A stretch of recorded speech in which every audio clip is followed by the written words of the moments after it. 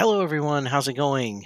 Welcome back to another episode of Cholo Rolling Solo with Game Face Killer here.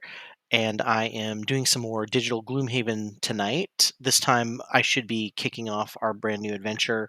Last time I played through the tutorial, check out what it was like. It was really cool. I think it does a really great job of immersing everyone in the rules without getting too crazy. That's one of the things I really love about this game. Yeah, I'm Joe. How's it going? I'm ready for the new group too. One of the things I really love about this game is that if you play it in just scenario mode to start off with, you can kind of introduce the campaign elements and all the other complexities a little bit, steadily, rather than kind of overloading everyone all at the same time. The nice thing is that there's a lot of flexibility in it, um, to be able to do it that way, and I highly encourage people to teach it that way for sure. I always find it's easier to teach it that way, but the hard part is if people have kind of maybe reaction that they're not sure about it. One of the things that I always have to stress is you have to keep playing. It's really the campaign itself that comes to life and really kind of pulls people in, and becomes this amazing feature.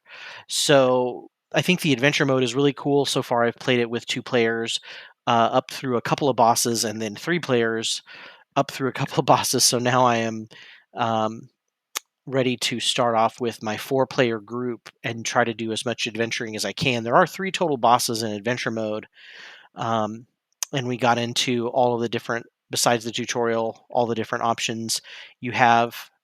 As far as the notes for um, as far as the notes for any updates, I think last week they posted a slight update. There was a little bit of information about a patch. There's a new card for whatever the code name triangles is, the mercenary that I haven't unlocked yet, so I'm not wanting to spoil for myself or anyone else. There's some new cards for Mind Thief as well. They've also added some custom levels you can upload and download, as mods, to play some extra things on the side that maybe players created. There's some new skin for the Crystal Mage or Spellweaver, and so I'm pretty excited about checking that out. Um, and they kind of are hinting at something big is coming up. They've been trying to do a little bit of updates here and there and working on some patches, but they're really getting ready for a big one that's coming up soon. So I'm really excited. I've got my fingers crossed on what I hope it is, which is multiplayer. I think that's going to really just be a huge change to the game, really huge improvement. I think one of the things that makes me think that they might do it is, with everything that's going on, a lot of people are gaming at home or from home, gaming remotely, social distancing, and so uh, it would be a great feature to add. They actually did have a sneak peek at the multiplayer mode that you can go on. If you check out the update, you can watch a YouTube video of it. I'm really excited about it. So even if they were to just simply have remote play together on Steam or something like that, that would be awesome. An awesome feature to add. Okay, so I'm getting ready to start. This is my old group, Tress Ledgers, and my new group, Game Face Killers. We're starting. Haven't done anything yet. We did some early purchasing of items. There's a good amount to get set up with for sure. And then now, whenever you leave town, whenever you're in town, of course, you can go to the stores, spend your money. I have none left. You always have the option of enhancing your cards, which I'll talk about in a little bit more detail later when I have more money. And there's always at least one store in most places, if not two. So when you go to the regular adventure map, this is kind of what you're looking at. You can use the WASD keys to kind of scroll around. It's pretty cool. They've got some kind of living features of it so far, but there's not really a whole lot that's available to you. You do tend to, as you adventure along, the map locations will stay uncovered, and so you'll be moving around and have branching paths all over the map. But there's not a whole lot beyond that that gets ends up getting added so far, with what they have built in. So what you have to do is when you start off, you have to choose one of your paths. All of these paths are green, which means they'll all be fairly easy for me at the beginning. They always have a reward, which is kind of cool because normally you do get a reward for completing a scenario, but in adventure mode, you get a reward at the end of the whole path. Sometimes that consists of more than one scenario, but here, as you can see, there's only one scenario in each of these branching paths. Eventually, when I level up enough and get enough items, I have to go after the bandit commander, who is doing some bad things.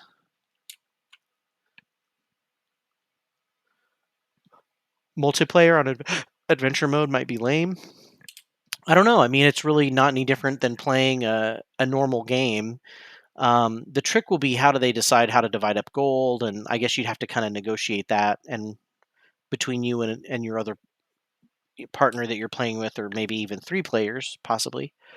I'm not sure. It'll be interesting to see. Right now, adventure mode is kind of bare bones. You're really just doing dungeon runs, but and then you do have encounters as you're going on the path. So it's kind of like drawing those road events or city events, and those can give you a little boost, little or a little detriment. Um, what I mostly look at when I decide the paths is I look at the rewards besides the golden XP. It looks like the golden XP is pretty comparable, but in this one path, I'm going to get a night blade, and I want to see what that is. That looks awesome. The other paths have a healing potion and a hawk helm. Those don't sound quite as interesting, so I think I'm going to go up to the Mistfell cops, and I'm going to look for that Nightblade. I think that might be an awesome addition to the Mind Thief. So you just click on the branch, and then it asks you for confirmation. Then what'll happen is you'll have a path to the first scenario, which is the only scenario, and then I'll get to my destination after I go through this scenario. Now, while you're on the path, this is when it's kind of deciding whether to randomly generate an event for you. So we'll see. I'm going to travel now to the Vaults of Pus. It's a lovely place. It's a terrible name, but it's actually quite lovely this time of year. Okay, so you always get a little preview of who you're going to be facing in this dungeon, so you can kind of get yourself ready. And they also give you a little rundown of their stats, their hit points, movement, and damage, base damage. So it looks like I'm going to be hitting some cultists, and I hate the cultists. They're probably one of my least favorite enemies. Um, Actually, any enemy that summons things, I hate them. I hate them all. Living corpses are not bad, but there is an elite as well, a big guy, and then there's regular cultists. So this is kind of an undead cultist um, adventure.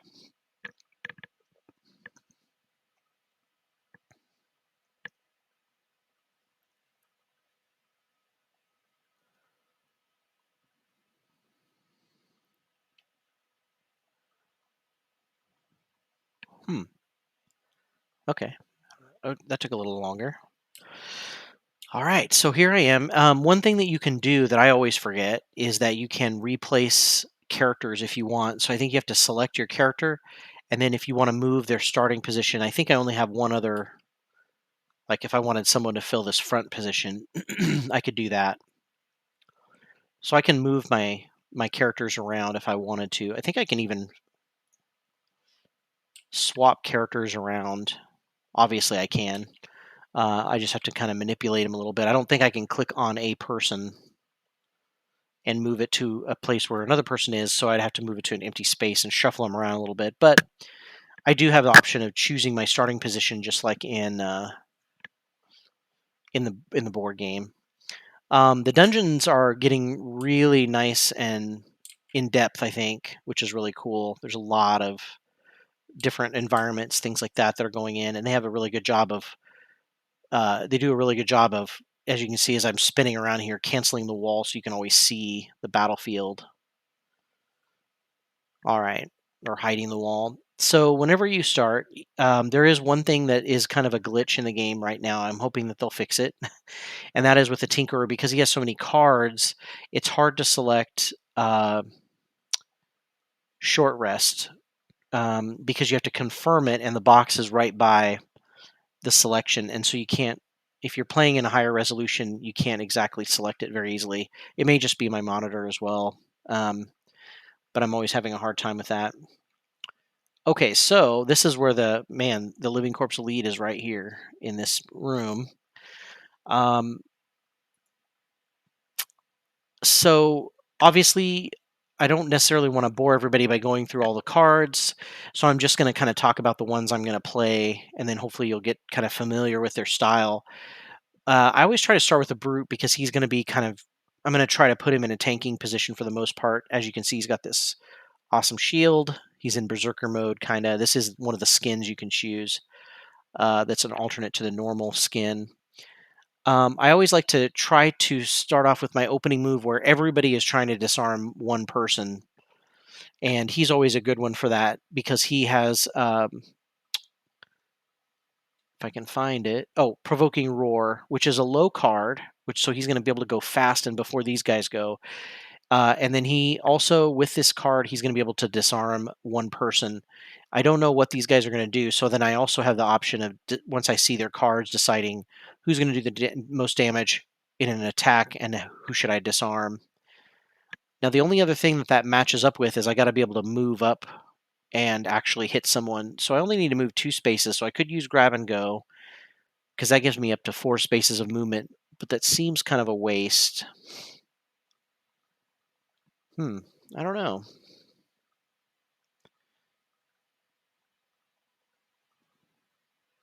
I do have some with the brute. The cards that I have as my starting hand, there's a lot of really good movement for the brute. I feel like you always get to move a lot. You never really have to worry about it as much.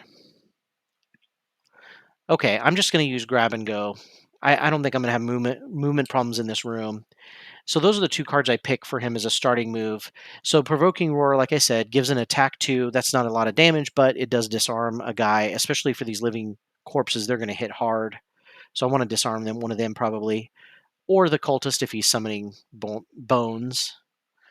And then I'm going to do grab and go just for the movement, the strong movement. Now, the scoundrel, it's been a while since I've played her. I do want to try to give her something to disarm or maybe debuff. Start off with a good debuff. Throwing knives isn't bad either. The only problem is I can't quite hit everybody. I also like this idea of poisoning. It's a big attack, venom shiv, and it's a big attack and it does poison and it gives me an XP. So I think I'm going to start off with that. And even though I can't stun anyone with it, I can definitely cause some, a debuff that'll cause some extra damage in future turns. So now I just need to. Venom Shiv is a high card, so I need to pick something low. And of course, the Scoundrel never hurts for movement. All of her cards are really awesome as far as movement. So I'll just pick Flanking Strike. Flanking Strike is, I think, one of the lowest initiatives in the game. There's no way they're going to beat me. Tinkerer should have a debuff or a crowd control also. Stun Shot. So Stun Shot is nice because it's range, so I could hit this living corpse right here without even having to move. And then what that lets me do is spend my bottom half of the card doing one of his many buff abilities. He could heal, but nobody's probably going to get hit. I can give everybody +1 to attack this round, which is nice. If anybody's left around me. I don't think anybody's going to be left around me, though. So it's usually something I just buff myself with. All right. Now, last we have the Mind Thief. Now, the Mind Thief, if he could, I'm going to try to get him to debuff. But the problem is there's only 3 spaces up here. The Tinkerer is not going to need one. So maybe I can make this work. I could use the bottom half of Perverse Edge to stun the living corpse as well. That may be my big... Yeah. I may have to figure this out once the actual turn starts. Who's going to stun whom? Because the Mind Thief can only stun... Because it's a bottom half of the card, I can't move and stun. I'm only going to be able to move. Hey, Kachow Man, how's it going? Yeah, so I think I'm going to use this and stun this living corpse, and then have the tinker actually stun someone else. So that means he might have to move. Not a big deal. Um, I don't think I'll go back and change that. Maybe I will. Maybe I'll pick something earlier.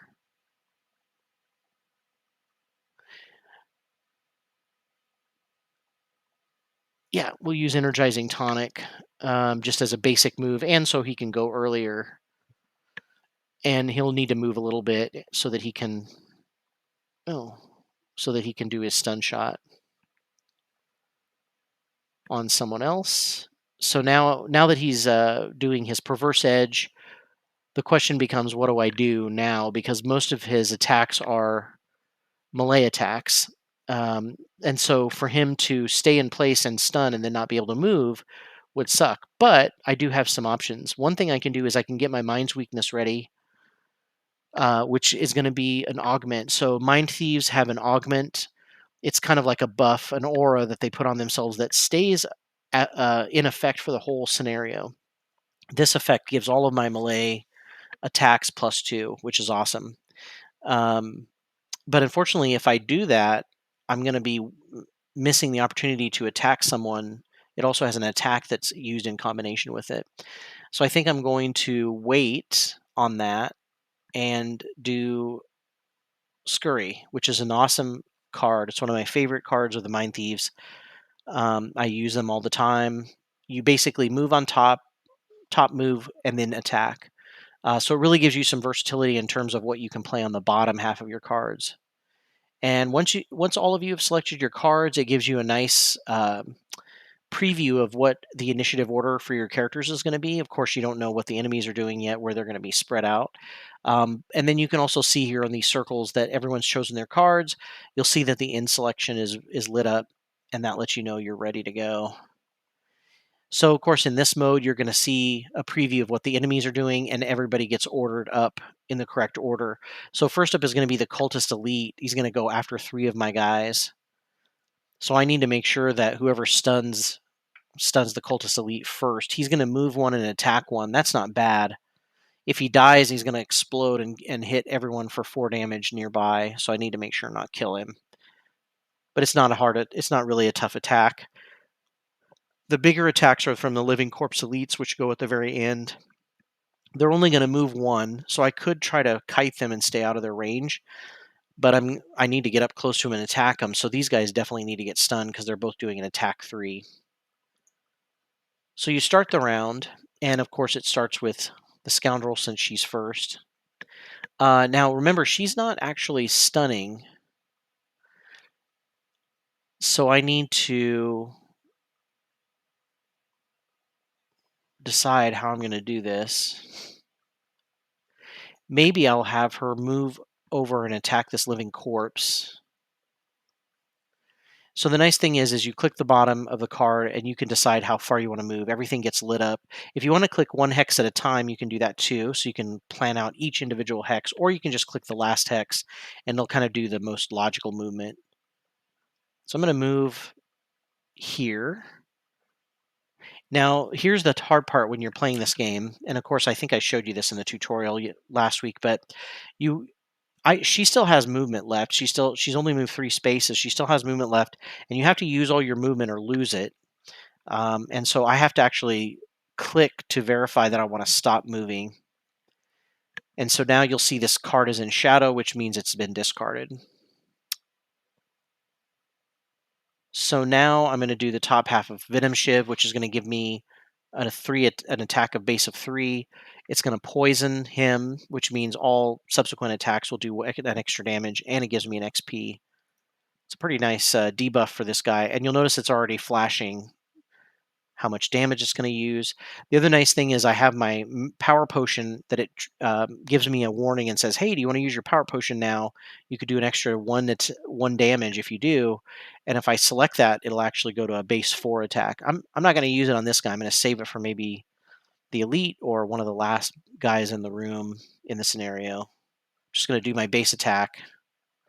Now, if I wanted to, I could use my poison dagger, which is not going to get lost. It's just going to exhaust, and I can get it back if I long rest. But I'm already poisoning from the venom shiv, so I don't need to do this. So he attacks. Ooh, I drew a +2, which destroyed him. So he took 5 total damage and died. So that's the end of the scoundrel's turn.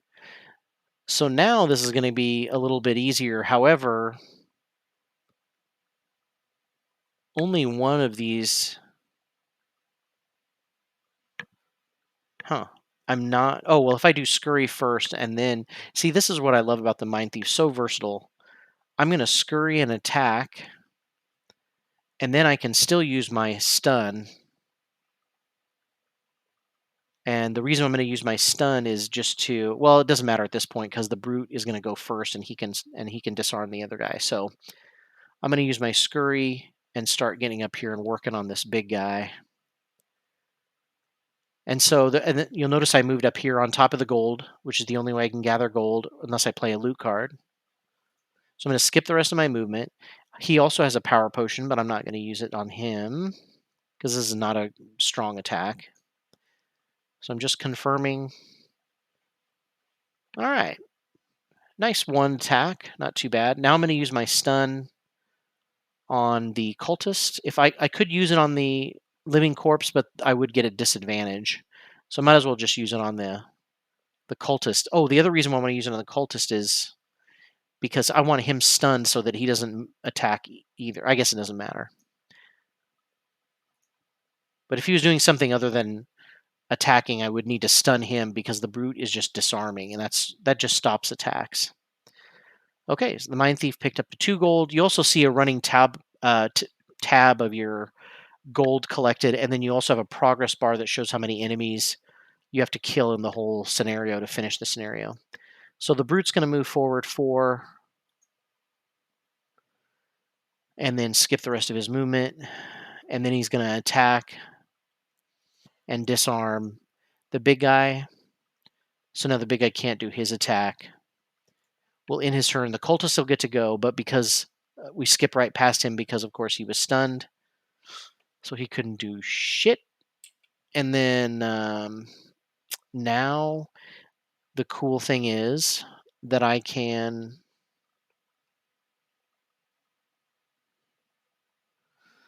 stun someone else. Now you might say, "Hey, why don't you stun the elite guy? He's a big guy." But he's already disarmed, and as soon as it's his turn after the Tinker is finished, he'll get to get rid of both his stun and the disarm. However, if I stun the cultist, he's going to miss his next turn since he already went this turn. So I'm just going to use a basic move. And the other thing about this game is you always want to keep moving forward. You don't want to stick around and not move or move backwards because you really do have some dungeon levels that you're going to end up running out of time. So you got to keep yourself moving forward. Okay, so now I've got a new stun on the cultist. He's never going to get to go. Did no damage, but who cares? It's a stun. And now the living corpse goes, but of course he's disarmed, so he skips. So now we're on a new round, and you'll notice each character has 2 cards that are shadowed out, which means that they are discarded. So it's really easy to see. What I like about this rundown is you just hover over it, gives you your card rundown, and then you can easily see how close you are to needing to rest because you're out of cards. By clicking on any characters, you can select your cards for any character you want. You'll notice that the position I'm in now is a pretty good position to be in because the brute has some awesome attack cards that can hit 2 people or 3 people that are standing right by each other or kind of surrounding him. And so I can either do sweeping blow, which is good for 3 characters. I could also do leaping cleave, which is good for 2 characters.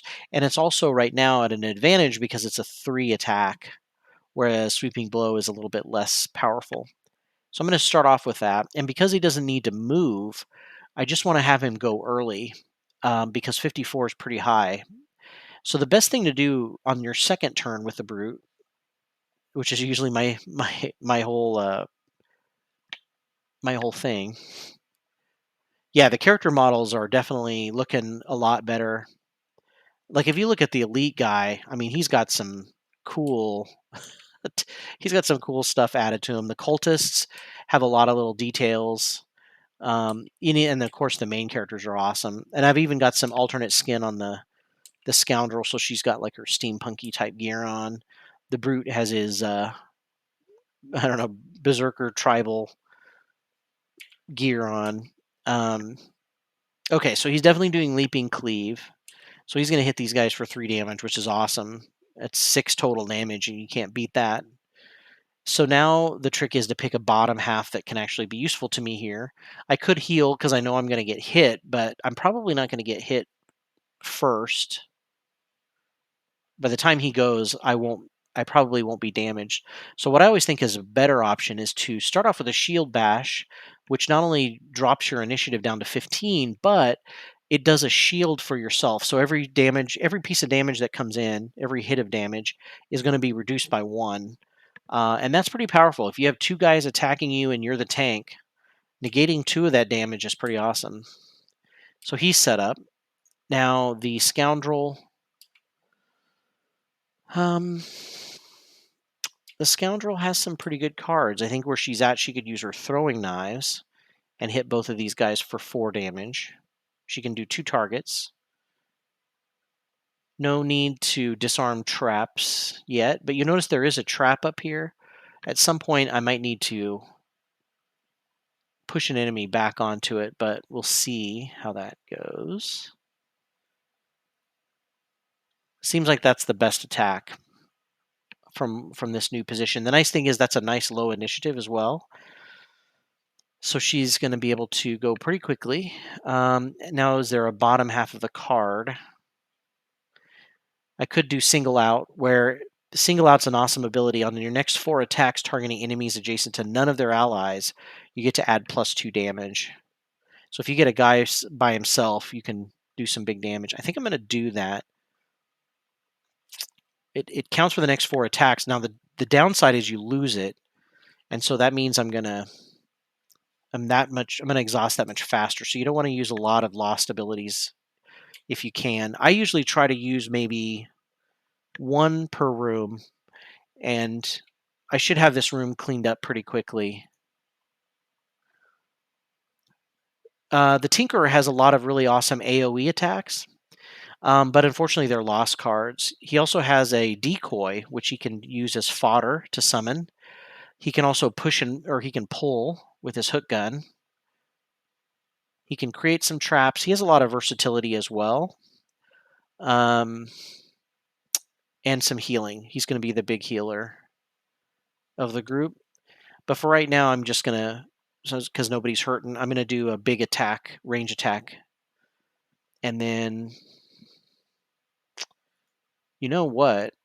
I have, yeah, here we go. So unfortunately, this guy's going to go,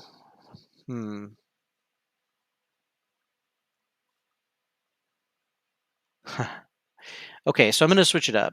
I'm switching to Toxic Bolt to poison the other elite guy.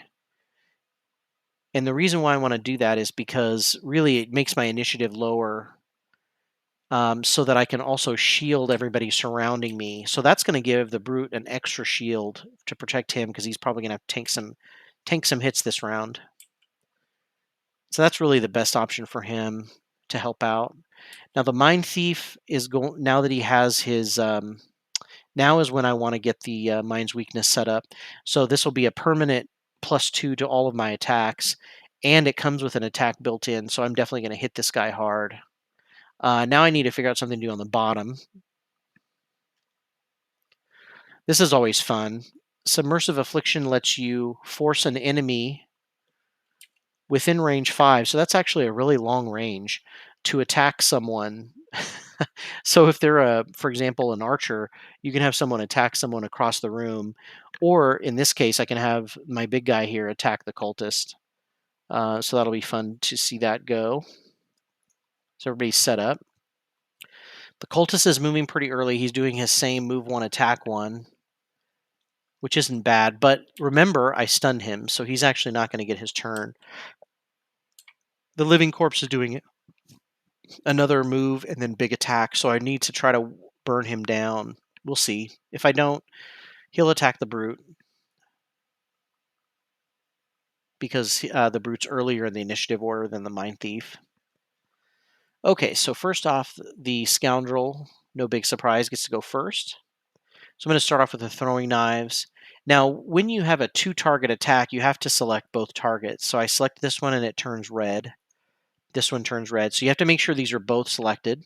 You can also see there's a little bit of an alert on the health bar. It's saying, hey, this is a base attack 2. This is how much is going to go down. And then once you've got both of those selected, you got to confirm the targets. So that guy only took 1 damage because I drew a -1 modifier. And that guy took a +0. So he took a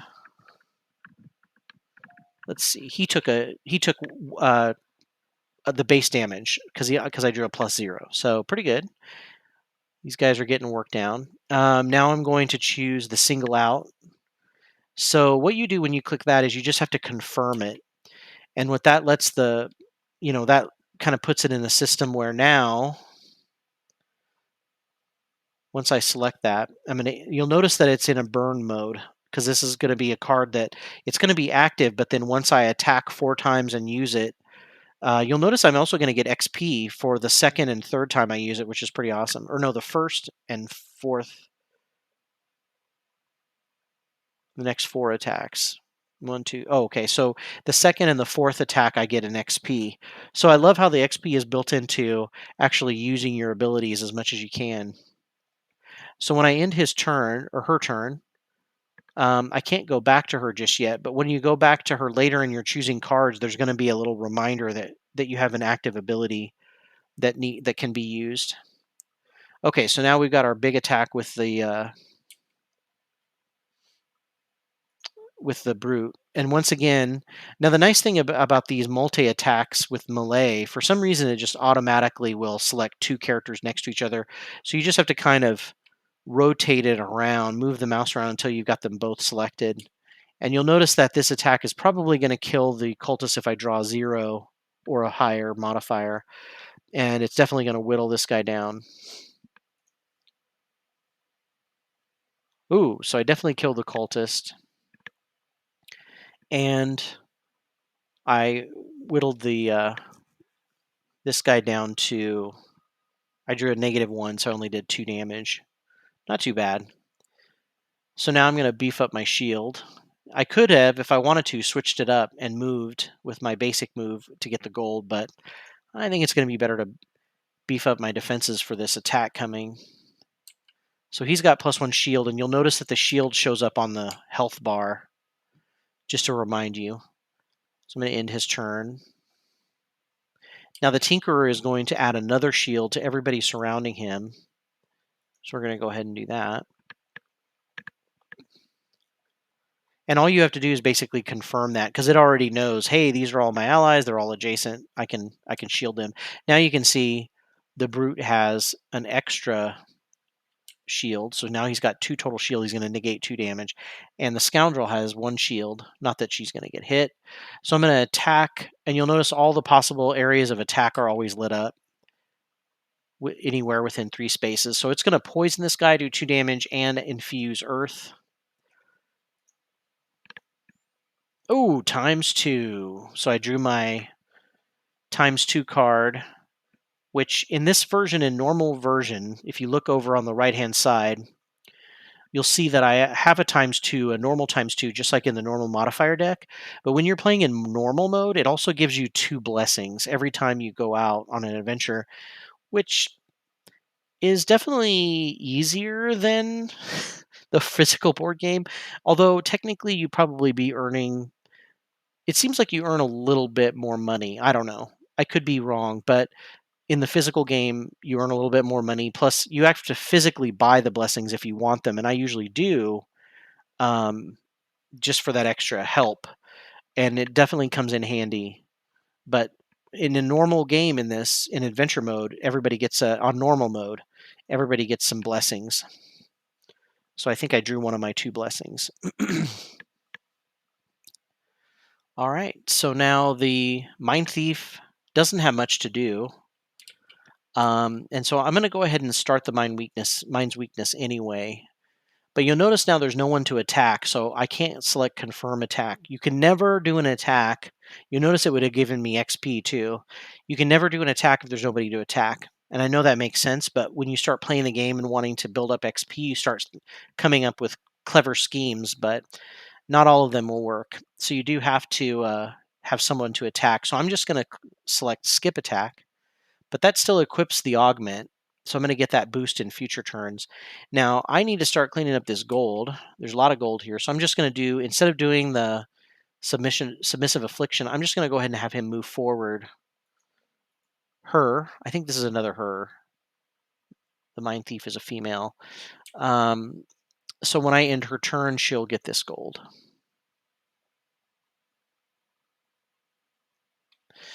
Now we're at the top of a new round. Oh, the other thing that's really cool is up here on the character portrait, you'll also see a reminder that each of these characters has an active ability. So my Mind Thief has the Mind's Weakness augment, which means he can do +2 attack. If you click on it, you can cancel it, and I don't want to do that, but you can. If I hover over it, it'll explain everything. So single out is going to do uh, +2 attack if the enemy is not near anybody else, and I get an XP on the second and fourth uses of that.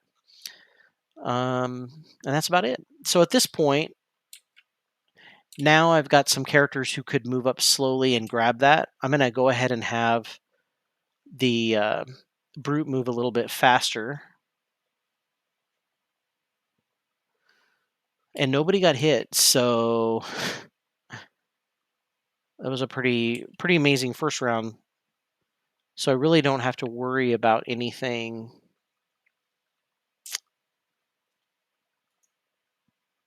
I guess I'll just select that, just to have something to select in the top. I don't need the huh. I don't need the scoundrel to move too fast. She's just going to come up and get that gold. So we'll do some quick hands and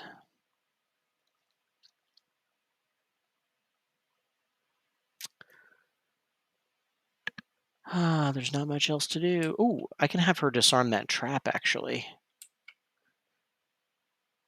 And that'll give her XP as well. So maybe I'm going to have her move and do the trap, and that means that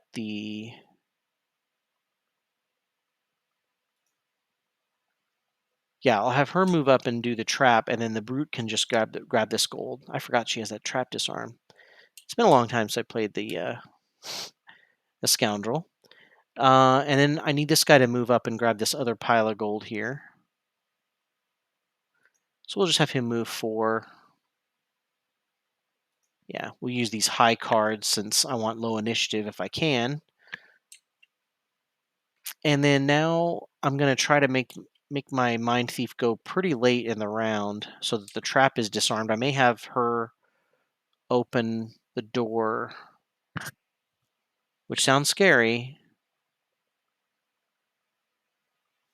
And I don't have any ranged attacks, so I don't know. We'll think about that.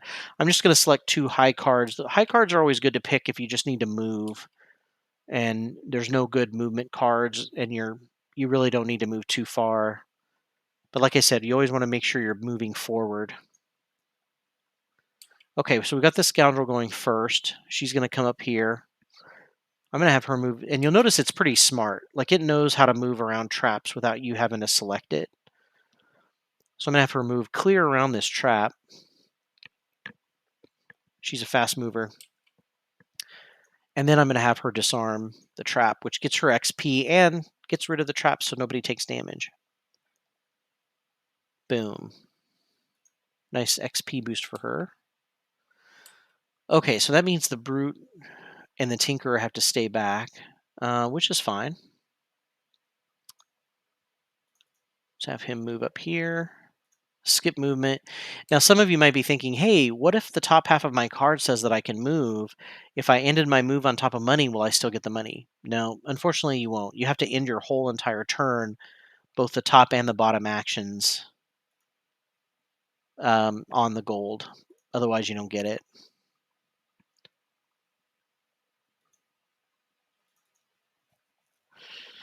All right, skipping movement, and then I'm just going to do the basic attack. So you have to be careful. Sometimes you'll just be clicking cards, and you'll say, "Oh, I'm just going to summon the decoy, just to get it out." So because I'm not doing anything, but then you got to remember it's a lost card. So you want to make sure to select basic attack, so you just discard it and don't lose it. Now we've got a nice clean room. The Mind Thief could come up and, this is not a lost card. Move 4, and I can muddle everyone in the room. Why not? Let's see what's in the room. We got to keep moving forward. So I'm going to move 4. Oof. So unfortunately, I'm not going to be able to muddle anyone, but I could. Oh, these guys are just moving and taking damage, which is nice. What is the cultist doing? He's moving and attacking, so that's not too bad. And the nice thing is I have my invisibility cloak. So what I like to do with the Mind Thief is go into a room. Oh, is there gold on that? Space? Well, that's even a bit more of a reason to go in here. Okay, so I'm going to move right here in the middle of everything, and I don't have to worry because these guys' action is just to move and take damage because they're moving too fast. They're not used to exercising. And then the cultist elite is going to attack 2, but what I can do is if I just do my base attack, my augment is still going to do +2 damage. So now I'm going to do a base 4 damage. I could do base 5 if I want to use my power potion, but I still don't think this guy's worth it.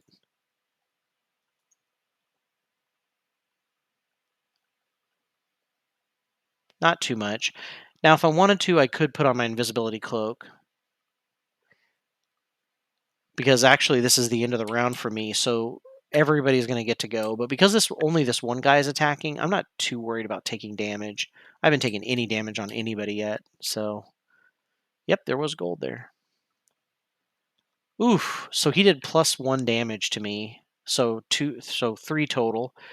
I don't have any kind of shield or anything, so I just take the full damage. You'll notice that when you're down here, this is something that I always forget about the physical game as well.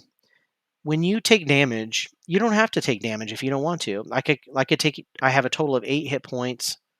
I could take all 8 damage if I wanted to, and then die. But you always have the option, instead of taking damage, and people don't think about this until they're out of damage. You always have the option of burning a card in your hand. So that's what it means by available, or burning 2 discarded cards in your discard pile. And the reason why you might be doing that is for different tactical strategies. So burning a card is always a last ditch effort. Like, you don't want to burn cards until you have no options most of the time, like 90% of the time. So people wait until they're low on hit points, and then they'll burn the cards when they have no other hit points left to burn. But you could, according to the rules, burn him early in order to get certain advantages, like maybe you have to stay above 5 hit points because you have a special battle goal or something like that. But that's something to remember, that I kind of forget that every once in a while, that taking damage, you do have 3 options. But of course, 90% of the time, you're just going to take the damage because losing cards is the worst thing you can do most of the time. Now these guys don't need to move, or this one living corpse didn't need to move because he's right next to me. This other living corpse is going to move too, so he's next to me. And then he takes a damage. So now I'm glad that I didn't use my cloak of invisibility because he's surrounded now. So now would be a good time for him to use it, or for her to use it next round. And she's already missing 3 hit points. So unless I can burn these guys down fast, she's going to be in trouble. So I do want her to go fast, and it would be nice if I had something that could do multiple damage, like damage to multiple characters. I don't, unfortunately.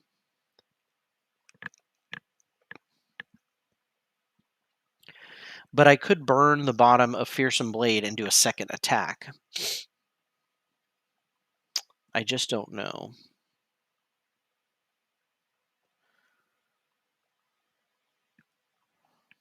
I can also force an enemy to move somewhere. Okay, so I'm going to choose Fearsome Blade. Now, the reason why I'm considering a lost card is because like I said, maybe one lost card per room at the most, and you can always check and see how much you have left. Oh wow, this is crazy. I probably have 3 rooms left. Wow. Usually there's only 3 rooms in the game. So I definitely don't want to use a lost card. So maybe I'll use parasitic influence and at least open up a path for some other characters to get in here. And you'll notice I've got mind weakness up here too to remind me there's a little brain by it to say, hey, this isn't a card you choose, but I could select it to discard it. You just have to be careful not to accidentally discard it. I guess I'm just going to try to do a regular attack because that's just as good as anything else I can do. So then the question is, what can the scoundrel do? She can move to and attack to, and then she can also poison someone. I'm starting to get into the not great cards in my hand, and so it's harder to decide what to do. Now, I do need to maybe try to get this guy up here so he can heal my Tinkerer. So I'm gonna get the proximity mine going to do some fast movement, and then I'm gonna try to hopefully get up there close enough so that I can heal. Now I just got to figure out what the brute is doing.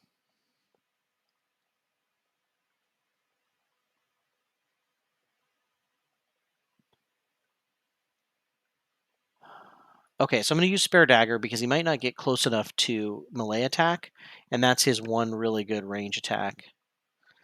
And then I'm going to do Overwhelming Assault because that's the card that has the most movement on it. Okay, everybody's ready. So it looks like the living corpses are just moving and muddling an adjacent enemy, so that's not too bad. And they can only do it to one adjacent enemy. So that basically means if they do that to the Mind Thief, the Mind Thief can't move. That's not too bad. She'll want to stay there and attack them anyway. The cultist is going to attack for 2 again, so I need to try to target that cultist, if I can. Okay, so she's going first, the Mind Thief. Um, that's true. If the cultist is not moving, no, everybody's moving. So there's no real point to doing parasitic influence. I could I could just do the opposite of this, which is I'm going to use the bottom half of empathetic assault. I'm not going to move, so I'm just going to skip the movement, but I am going to confirm, and you'll notice there's a blue hex, which usually denotes healing. And I'm going to heal myself back up a little bit. And now you notice I'm doing the basic attack plus my mind's weakness augment is going to do. That's interesting. It's tracked on this icon like I only get XP every other attack, second and fourth attacks, but in actuality, in the physical game, you get the XP when you equip it right away. I don't know. I don't know what if maybe that's just a mistake on the visuals. Okay, so I'm going to attack him. I should be okay. Base attack. I should hopefully kill him. Yeah, +1. So he's dead. The only guy attacking this round is dead, which means I probably don't need to put on my invisible cloak at all. All right, scoundrel. Huh. See, what would have been nice is if the door would have been open, I could have pulled this guy. No, I couldn't have. I might have been able to pull him into the trap, but doesn't always work out.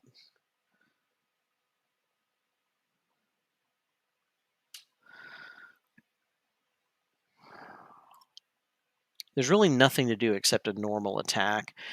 And the sucky thing is that this guy would have to be by himself. So let's do it this way. Let's do the pull. so that we can get him by himself. Because my ability only works if he's not adjacent to any enemies. So I do need to pull him one space down. So thankfully I noticed that before I gave up on the bottom action. Okay, so pulled him into pulled him away from his friends. Hey buddy, I gotta tell you something. I'm gonna select quick hands. So now the attack is gonna be +2. I'm gonna skip the movement. Right now it's gonna do 4 damage, so I don't need to add the power potion to this. Boom, and a +1 does even more damage. Pulled him back to the door and gutted him. Okay, so the Tinkerer is going to get to go now. Can't quite move up to the gold. Man, I can't wait till I have boots. Boots make this game a lot a lot easier because you can always move a little bit extra with boots. So, but the nice thing is I am within range to heal, and so that should get the Mind Thief. They're living a good privileged life. They're not used to pain and struggle, so these guys definitely don't have much to worry about this first dungeon. And he pukes, which apparently muddles me. Oh, and immobilizes. So it's muddle and immobilize, huh? So muddle makes it so that when you attack, you draw 2 modifiers and you have to pick the worst one. Immobilize means, of course, I can't move, but that's not such a big deal. Ooh, this is another living corpse elite. Okay. So now the brute, he's going to try to move up here. Man, and he doesn't have boots either yet. So he's not going to be able to get close enough to do anything. He can't use his spare dagger. No. So we'll just skip that attack. Now, I went ahead and just skipped that attack because there wasn't a lost card, so you just got to be careful. It's almost always better to just get in the habit of selecting basic attack if you know you're just going to skip through it. Now you'll notice that I'm almost out of cards, so you have a couple of choices. You could do a long rest, which means you don't play any cards for that round. You go at initiative 99. You get to heal 2, which is nice. And you get to get you get your choice of what cards you get back. You have to pick one card to lose or to burn in the digital version.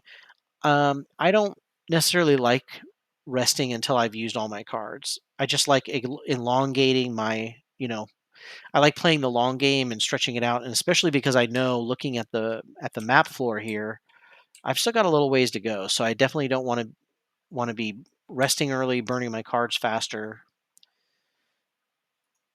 So you'll notice that most of these guys are in this situation. Although the scoundrel is has 1 card left. So what sucks is she starts off with an odd number of cards, which means that um, the first round she goes out even though she only has 1 card left. Right? You have to rest now because I can't play around with just 1 card. Now the question is, do you long rest or short rest? I usually don't long rest unless I'm damaged and need healing. If there's a enemy that's kind of in a priority, like this guy can hit pretty hard, I usually try not to long rest. I mean, this wouldn't be a bad situation to long rest because everybody else is going to be able to move in and hit this guy. Um, but I'm going to go ahead and short rest because she's not missing any damage. Now, when you short rest, your card that you're going to discard, as you'll see here, it's going to come up randomized. And which is what you do if you short rest. You do have to get a random draw of your card.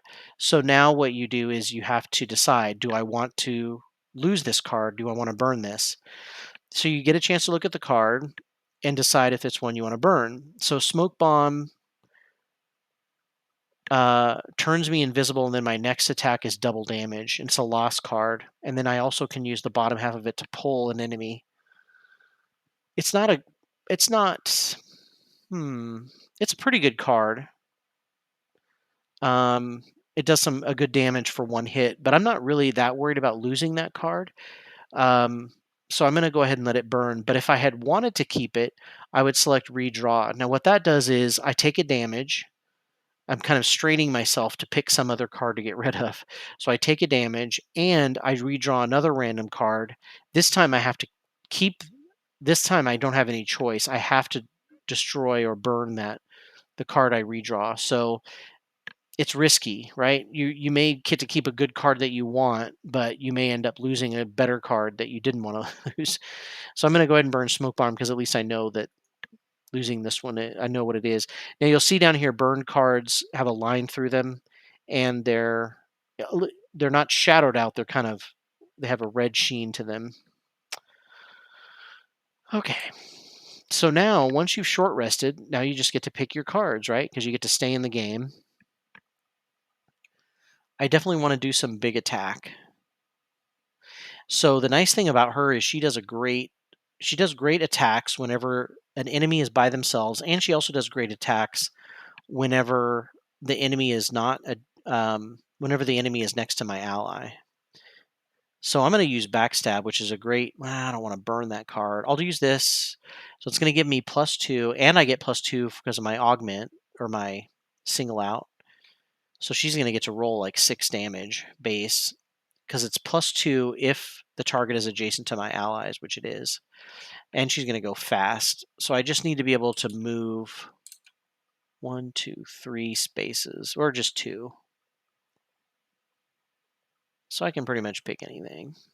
I'll pick Venom Shiv. Get rid of one of those high initiative cards. Okay, so what's this guy going to do? Well, he can do another 3 attack. There's nobody to heal.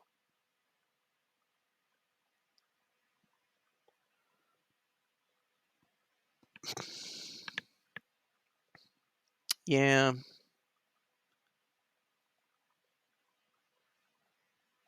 And then I'll just have Net Shooter just to make the initiative faster. And then this guy doesn't have any choice. He's got to use Into the Night, or this Mind Thief doesn't have any choice. She is going to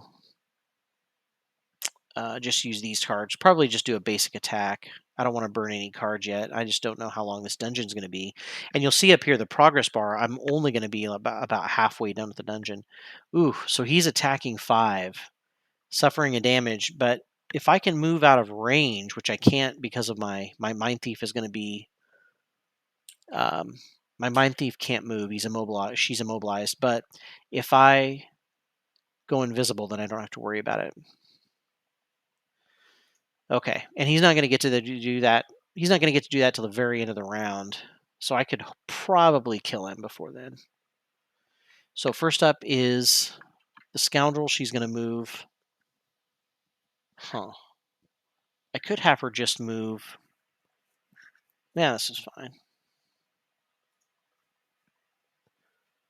She can easily catch up. Okay, so I'm going to skip the rest of the movement. I'm going to attack 3. Now this time I think I am going to use my Power Potion. This guy's big enough. So you'll see it's highlighted now, and it's switched to 8. If I just get a +1, I'm probably going to do enough damage. And I could just use my Poison Dagger as well. Might as well just do some poisoning just in case he lives. I'm doing some big damage, hopefully. Okay, +0, so he's down to 1 hit point. Mind Thief is probably going to finish him. So I'm going to start off with Into the Night, top action attack. I'm not going to use my Power Potion. Oh, yeah. Why did I have... Oh, I was muddled. So I drew a +1 and a +2. So even with a +1, it was a huge amount of damage. Now, unfortunately, she can't move. So I'm just going to use my basic move because, again, if you use the regular action, you're going to burn that card. So always pick basic move, always pick basic attack if you're just kind of wasting an action. So, unfortunately, no one else has anything to do. So I am going to just gather gold. So I'll move up into the doorway, get this gold. And then remember, select the basic attack if you're just going to skip it. Now the brute can move, normally can move farther, but unfortunately I didn't pick one of my big move card, so he's going to be stunted as far as movement. And basic attack just to skip. Okay, so now the brute is in a position where he could long rest. He's going to have to long rest. I could short rest. What is everybody else doing? This is where you kind of have to look at your other characters, because if he long rests, he's basically going to be wasting a turn for everyone. But everybody else has to kind of rest too, except for the scoundrel. So maybe I'll have everybody long rest just to get everybody kind of back in the game. Oh, I guess this guy's got 2 cards left. Well, we're having almost everybody long rest. Now, what do I want? I'm going to have the scoundrel go into the next room and throw some knives in just to start some shit. Okay. All right, so she starts off first. Now, the nice thing is that backstab movement is so awesome. She's only going to move 4 spaces. Whew. Now, I can hit these guys from right here, but I'd have to stay here. I think that'd be worth it. She could, so I'll skip movement, and then I'm going to attack both these guys. I do have to select both of them. And it's gonna be a pretty big attack because, oh wow, I did not realize that single out works with ranged attacks. That is pretty badass. So because both of these guys are separated from their friends, they both take 4 damage if I don't roll a bad modifier. Ooh, +1's good. So he's halfway dead. And he's halfway dead. Not bad for busting in the door. Now you'll notice that this room is bigger than I thought it was, but there's still 1 room left. So I got to keep moving. I'm always worried about these dungeons with more than 3 rooms, but you'll have them once in a while. So you got to be careful with your cards when you run into them. But I should be okay. So Tinkerer.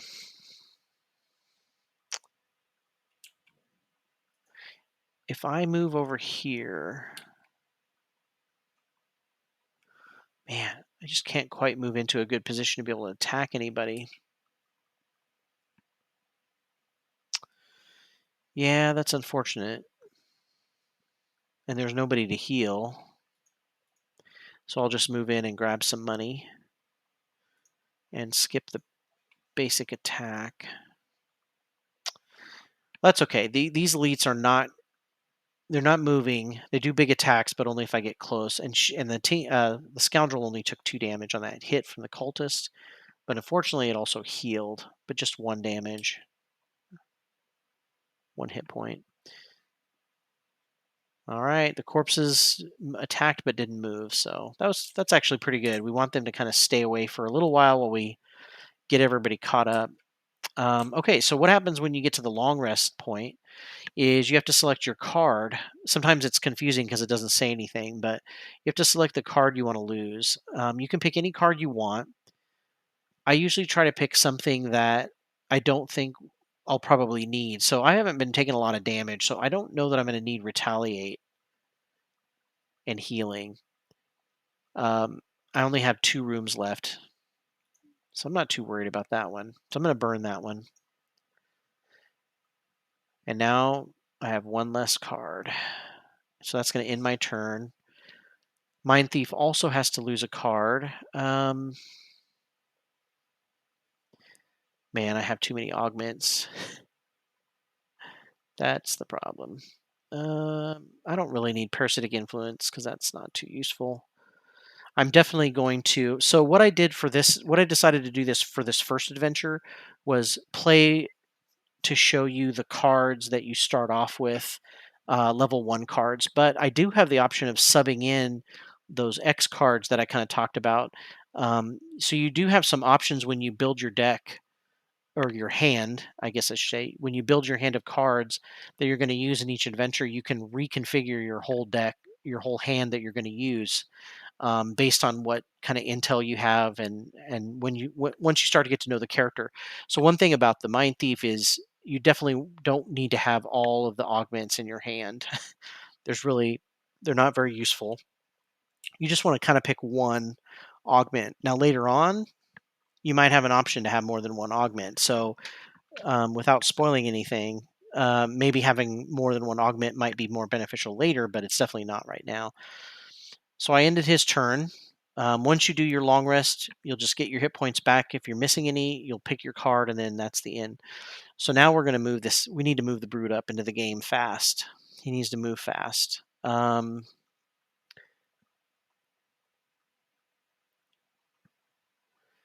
So I think what I'm going to do is use my spare dagger to range attack so I can move quickly. And remember, you have to click on the circle to make sure the initiative is where you want it. You can either make it late or you can make it early. I need to go early, move far, move fast, and then range attack. Thief, thief's knack. If you say it close, it sounds like thief snack. If I choose thief's knack, then I can attack 3 on the bottom and then do something on the top, like heal myself. That sounds like a good idea. Now the Tinkerer, he's at the point where I can either short rest and get him back in the game quickly or do a long rest. Normally I would pick a short rest, but if you look at this, the confirmation screen that comes up is cut off. So, and hitting enter doesn't work. So usually what I do is I'll just select long rest. Oh, but see, so the only way to do this is I have to go in and change the resolution.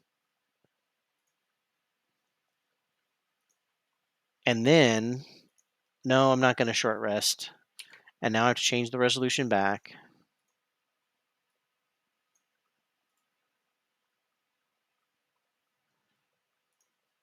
That still doesn't work.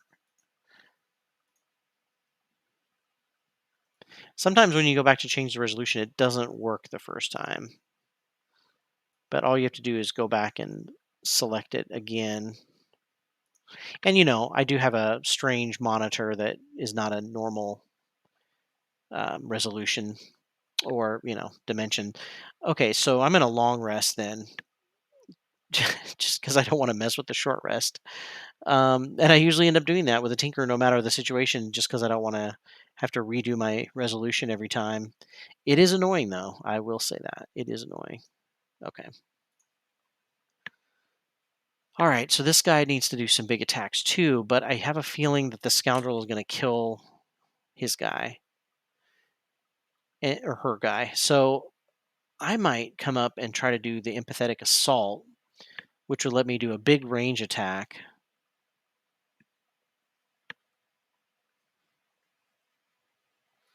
And then gnawing horde to move fast or move far. Oh, so these cultists, once again, summoning living bones, so hopefully he'll be dead by this time. I've got some good damage coming his way. The living corpses are moving to an attacking 2, which isn't a big amount of damage. Okay.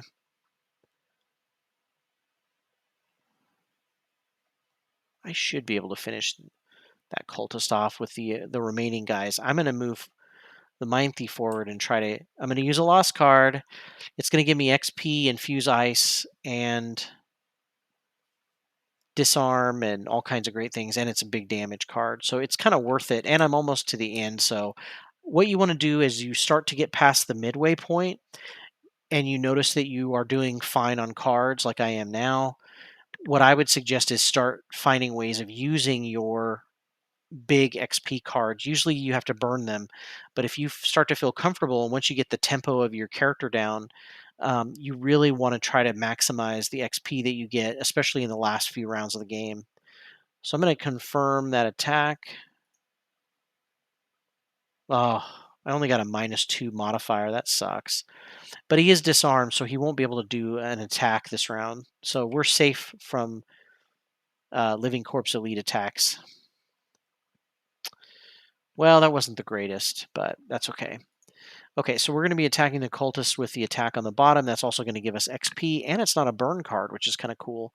So she has a great amount of attack options when she decides not to move. And she's going to heal. I just got to get this cultist finished before he can summon living bones, because we'll have another enemy to deal with. So the first chance I'm going to get to do that is going to be with Brute here. He's going to skip the rest of his movement, and then I'm going to do a range attack. The nice thing is these range attacks always give him XP. +1, that should be enough. Boom. So the living corpse is going to move forward. Both of them will. But I disarmed the closer one so he can't attack. I'm trying to figure out, these guys have, they almost seem like they've got multiple. Oh, those are just pustules or something. Okay, they do just have the normal number of nipples. So if you're wondering, I got that figured out for you. They just look like they had like multiple nipples for a second there, which is fine. There's nothing wrong with that. It's just, some people are born that way. All right, the Tinkerer did a long rest, so now he's got to decide what to get rid of. I'm going to get rid of the harmless contraption. The guy already has a lot of healing cards, and I don't really need to. There doesn't seem like there's a lot of enemies right now, so I don't need a decoy. Night, Joe. I'm just getting ready to probably quit here in a little bit too. As soon as I finish this dungeon, it shouldn't take that much longer. Okay.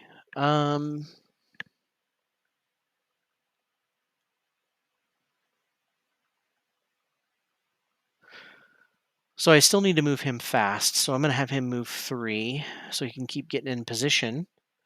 I want to do a big attack, so we'll go with the warding strength. The scoundrel is at a point where she could rest. She needs to rest, actually. So we'll just do a short rest just to kind of push this a little faster. I lose backstab. That's not too bad. I mean, at this point, no card's going to be a huge loss.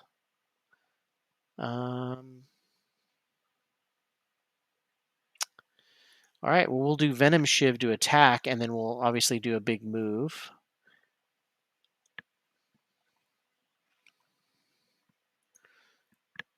We'll try to do a big move with Stun Shot and then a ranged attack, because I have a feeling by the time a lot of my characters go, I'm going to have this first guy dead. I'm going to need to start moving towards the next guy. Let's see. Move 4, attack 2. Is this the burn card time? Maybe.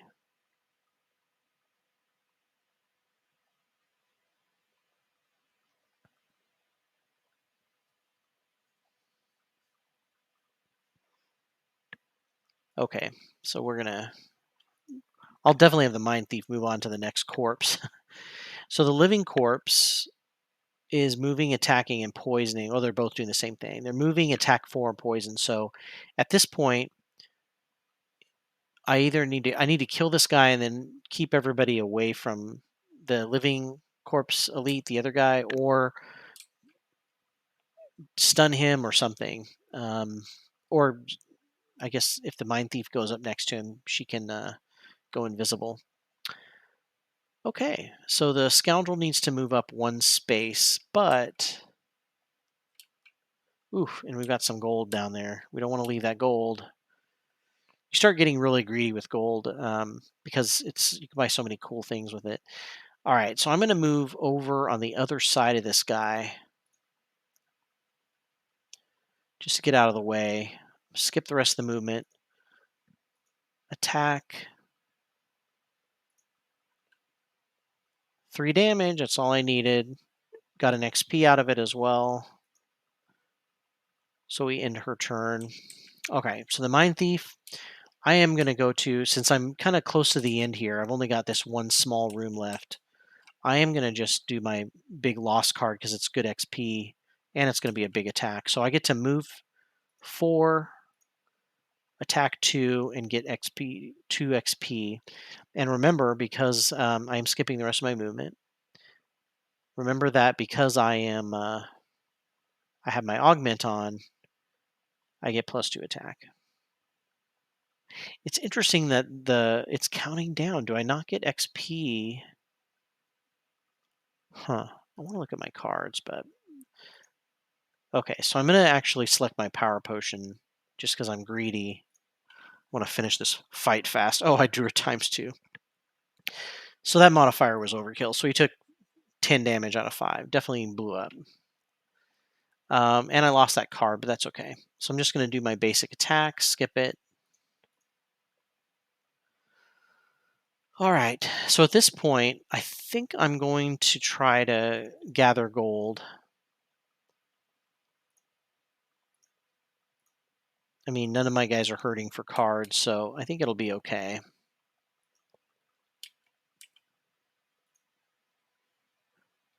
Well, wait a second.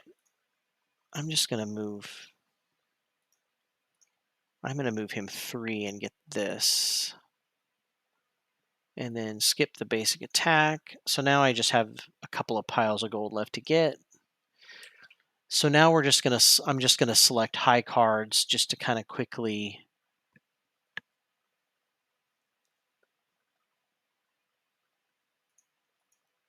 just to get through the turns of running and catching up. Ink Bomb is great because that'll let me move a long way. Let's see. I just need to move 1 space to get that.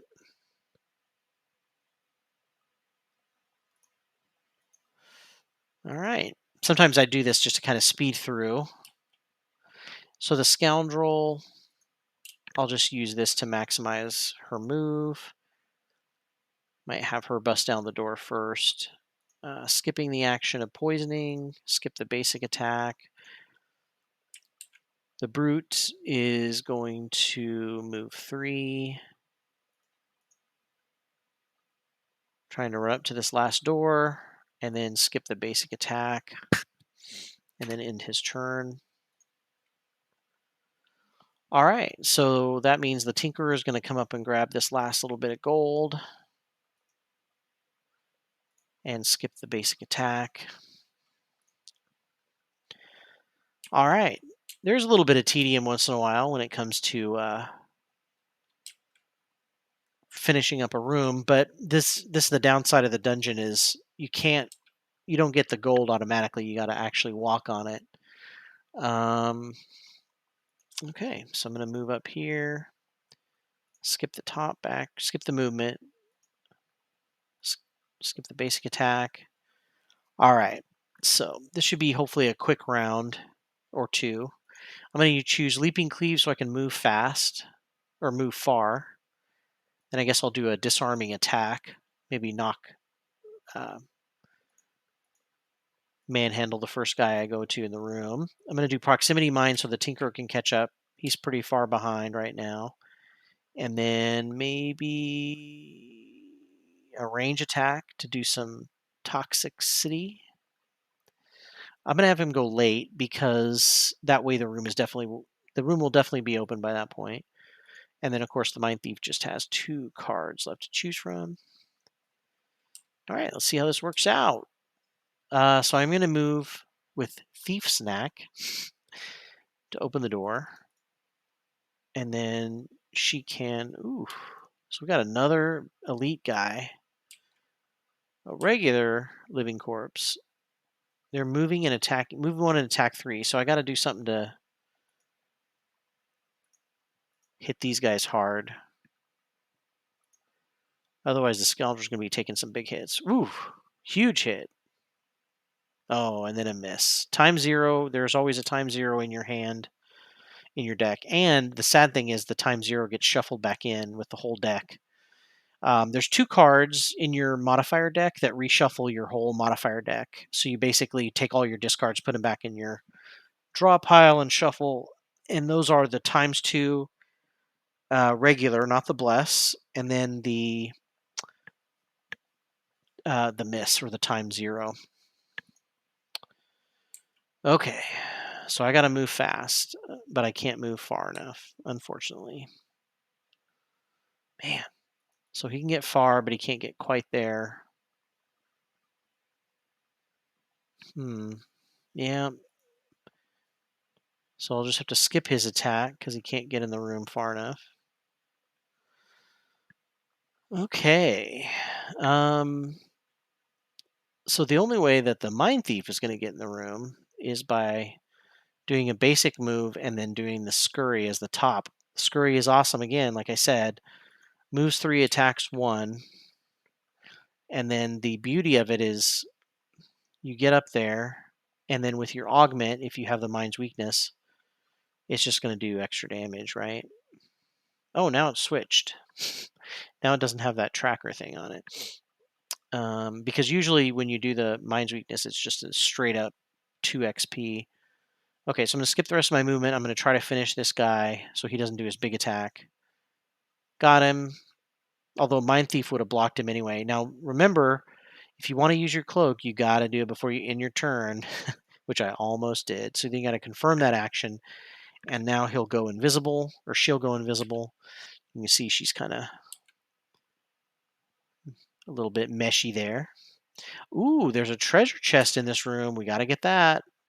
It's just like gold. You got to land on it or loot it. So the cultists here are going to be a little confused because they're going to see an invisible person as an obstacle. So they got to kind of walk all the way around it. Oof, that was a big hit. 3 damage. Not too bad, really, but it was a pretty big hit.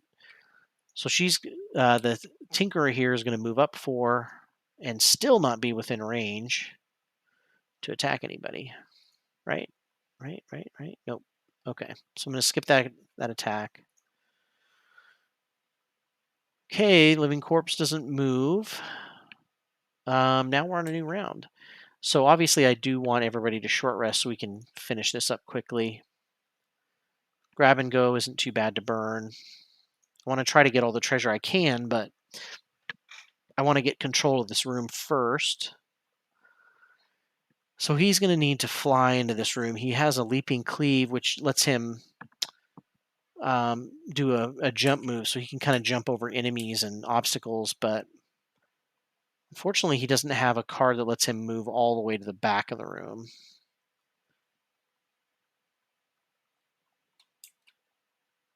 Huh.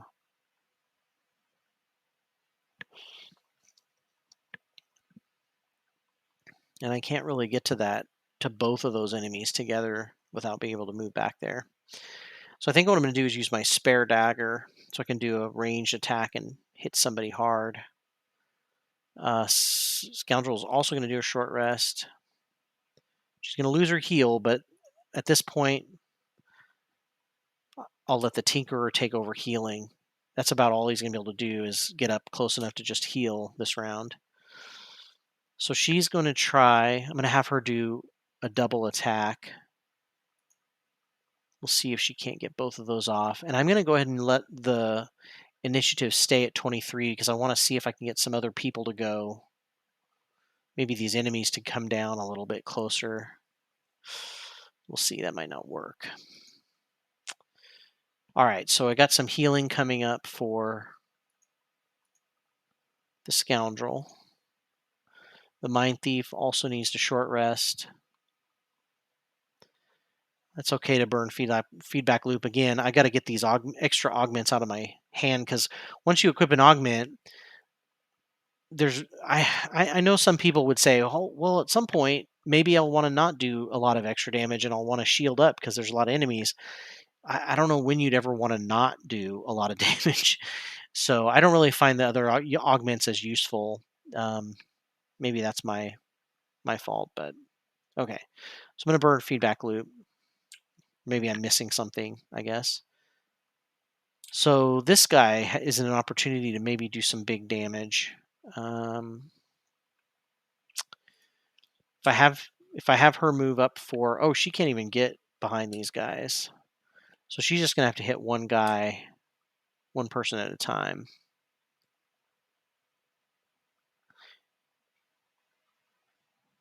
Well, maybe I'll do this. Maybe I'll do the stunning and scurry 1-2 punch again. We'll see how that works. Ooh, the cultists are going to summon living bones, so I gotta get rid of them. Man. Okay, well, one way I can stop them is I can stun this guy. So even if, yeah, I won't kill him, but it keeps him from being able to summon a creature. And then I'm going to move behind this cultist and skip the rest of my movement and attack. And I'm hoping that, dang it, only did 2 damage. Okay, I'm hoping that I'll kill him before the other guy can summon living bones. So the big thing with these guys that summon is you really want to control them because you don't want another guy you have to worry about on the board. So you have to stun them fast, you have to knock them down fast, which sucks because you really want to hit the guys that do the most damage, but you end up not being able to worry about them. Ooh, got my 3 heal. And then the nice thing is I can do the bottom half of Energizing Tonic, which is a big move 6, and I can get in here, start grabbing stuff and helping out next round and get the gold, and it's an XP. It is a burn card, but at this point we're in the last room. So, like I said, when you're in the last room, if you have a lot of cards, especially when you started to get in control of the room, you want to start using them. Okay, so throwing knives and okay, so I'm gonna do my attack 3 on the bottom first. Hopefully, finish this guy. Yeah.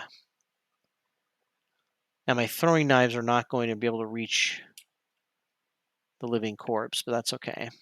I can at least hit this guy, and so the living bones would not have happened. Okay, so the brute is going to leap cleave. Oh, he just can't quite get there. If only I had some boots on.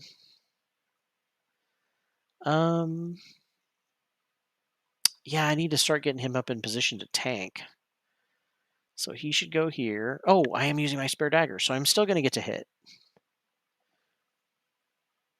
Uh-oh. Unfortunately, the living bones or living corpse is going to move on top of the treasure chest. So I need a loot card to get the treasure chest, or I need to, I'm going to use my shield. So it always prompts you if you have the opportunity to block damage as well. So if I use a shield, I take it down to 3 damage instead of 4, which is good. Okay. So who has a loot card? Not this guy. But that's okay. He needs to do something huge, like an overwhelming assault. And let's see if I can do something on the bottom of a card.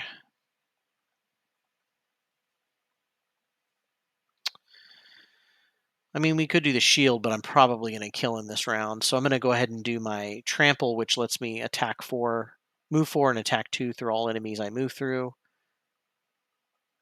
Man.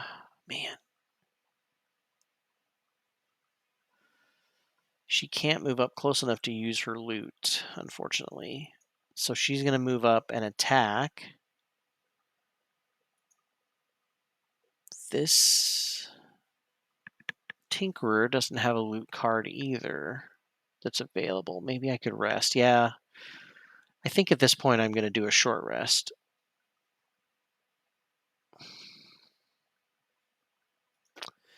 Which, of course, I have to do my handy dandy. I'm going to burn my ink bomb, which is fine. So the reason why I need to get a loot card is just on the off chance that I kill him. I can't kill him until I get my last guy, or until I'm on my last turn. And then if I kill him on my last turn, I automatically cause the game to be over and I don't get a chance to get the treasure chest. Sometimes the treasure chest gives you something really cool. Sometimes most of the time it just gives you gold, but gold's good too. So now that I've rested, I'm going to do my hook gun and restorative mist. Now the hook gun gives me XP for looting, and I loot up to two spaces away. So I'll definitely grab all the gold that's left in the room. And maybe if I kill him, maybe I'll do the last action. Because if I kill him, it's possible that I won't have to worry about, or that I'll get all the gold that's in the dungeon. Sometimes you end up missing some final gold piles because none of your characters that are left can get to them before the round is over. Ooh, so he's going fast. He's moving to and attacking to. There should be no problem. My brute can take the damage.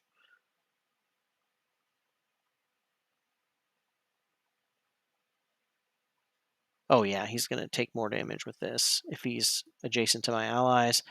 So once again, Scoundrel can fly across the room and do a 5 attack. Now my boost card is gone, but I still get to do 5 damage to this guy because he's adjacent to my enemy.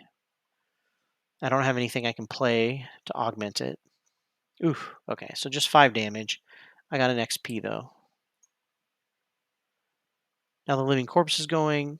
Now he attacked the scoundrel because she was earlier on the initiative track. Because both the brute and I were only one space away, so you break ties by initiative. That's okay, because dividing up the damage is also good in a dungeon. Okay, so I'm going to do this first card, which lets me move 4, and I'll come right back to where I was, but I'm going to get to attack an enemy and get 2 XP. You can attack every enemy you move through. That's a pretty awesome card if you're AoE controlling. Oof, no damage because I drew my ×0. Now I'm going to use my big attack. That's going to be 2 more XP.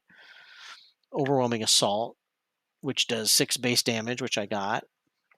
So now I time this pretty well because the Tinkerer is going to do his loot 2, which is an XP boost. And he's going to loot everything that's left in the room. So let's do that now. It's going to ask for confirmation. You'll see the hexes are highlighted. So in the treasure chest, I got a mana potion. So I can create an element one time in a dungeon. At some point, hopefully I'll be using elements. These characters don't really use a lot of elements right now. Then I'll just do a quick heal for the brute, even though I don't need it. Now the Mind Thief, you'll notice that there's nothing left to grab. There's nothing left to do. So I just want to try to get XP as much as I can. So I can definitely get that if I summon my Plague Rat. Oh, can I not? Oh, okay. So I got to click a space adjacent to me to summon it. The beautiful thing about the Plague Rat is it's going to come out, and normally it can do attacks and move around. It gets killed pretty fast, but it's a cool little extra damage card. Looks pretty cool too, and it gave me 2 XP. So now I just have to do my basic move and skip it. And then that's the end of the last character. So like I said, getting XP, obviously I earned 32 XP. If you really want to you really want to try to maximize that. Hey. Oh, yeah, so yeah, yeah, the loser treasure chest. So the reason why I have to go windowed was because I had to, for the Tinkerer, because he has such a huge list of cards, the confirmation for the short rest is off screen. And so the only way I've been able to find a way around it is to change the resolution to a low resolution so I can see everything and select that. It's really annoying. I hope they'll fix that soon. But I also have a strange kind of monitor. It's a 340 3440 by whatever monitor, and so it might be an issue with my strange monitor. But yeah, that's a pretty good run. I think this group is great at being able to mitigate damage pretty well. I really didn't have to worry about it. They're also really good at enduring. You have a lot of characters that can burn out really fast. The Mind Thief is one of those characters, so you have to be careful with her. Um, but thankfully you don't have to worry about it too often. Okay, so I'm just going to go ahead and finish my travel. There was only one scenario in this path, if you remember. No encounters. I think I'm just getting right there. So I got the Night Blade. During your melee attack, spend darkness. All right, so there's a good use of the darkness element, and I think the Mind Thief does generate that once in a while to add +2 attack to a single attack. That's awesome. And I gain 9 XP and 3 gold. So the cool thing is you can always see your XP bar show you your yeah, thanks. Um, you can see your kind of running total of how far you are and then how much you need. So every character needs 45 to level up. But I'm a pretty good amount of the way so far. I'm about halfway on most of the characters, or maybe a third of the way on most of the characters. And after having only done one adventure mode mission, that's not too bad. So obviously there's going to be a merchant here. We'll check that out next time. I have 33 gold. It's probably not enough to enhance any cards, so probably won't worry about that too much this time. The other thing I'm going to try to do is go over some of the X cards and see if there's any that I want to switch out with the characters. Because there's definitely with a Mind Thief, there's a lot of cards that I probably don't need. Yeah, it is pretty awesome. I definitely need to equip that right away on the old Mind Thief. So starting to get some items. I think the big thing first for me is while I'm building up money in the first few missions, you definitely want to spend money. So like if you go to the merchants, you always want to try to buy things. Like I noticed one thing I didn't have that I wish I did was boots. So I've got some wing shoes. Unfortunately, those don't add spaces of movement. They let you jump during your movement, which is great. But I don't know if I want them instead of the boots that let me move farther. And then there's some potions I could get, but I think right now everybody has a potion. Yeah, so I don't need any potions. So this may be just a since I can't buy any potions and the hammer's out of reach for me. I'll probably just end up doing a pass on the shop this round and keep going with adventure mode. And you'll notice that I now have 3 new paths. I can go back to Wayward if I want, and I can get an Inferno Blade, which is pretty cool. I can also get a giant remote spider or an orb of twilight. That's pretty cool.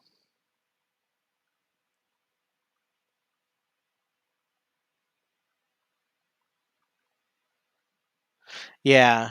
Yeah, I definitely think I'm gonna wait for the boots of striding. And the poison dagger I do have on the scoundrel, which is pretty nice. Yeah. So so next time when we are back, we'll be going more checking out the next adventure. Eventually we'll be getting to the point where we'll be doing, yeah, like this is an easy run, but there's gonna be to get to Eagle Crest, there's gonna be 3 scenarios, which is pretty crazy. And I guess we have 2 or 3 scenarios. So yeah, we'll have to check it out and see.